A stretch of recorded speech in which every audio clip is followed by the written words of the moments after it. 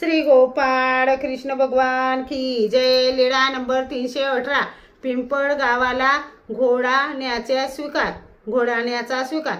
नंतर सर्वज्ञ पिंपळ गावाला गेले। एका मळ्यात बसले। तेथे हरभरा घोळणा करण्याजोगा झाला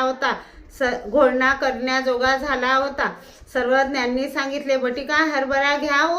उपाध्याने हरभरा आणला। मग सर्वज्ञांनी उपाध्या करवी बोरे आणवली। उपाध्ये गेले तर ती बोरे आंबट आणि किडलेली होती, म्हणून ते परत आले आणि सर्वज्ञांपुढे सांगितले। सर्वज्ञ म्हणाले, बटिका पलीकडील बोरी जवळ जा बरं। उपाध्ये गेले। पाहतात तर तेथे चांगली गोड गोड बोरे होती। उपाध्ये म्हणू लागले, असे कसे आमचे सर्वज्ञ, जे आपली ऐश्वर्य लपवतात, आधीच नेमक्या याच बोराजवळ का पाठविले नाही? मग ते बोरे घेऊन आले, सर्वज्ञांपुढे ठेवले। तेव्हा बाईसा भिक्षा करून आली।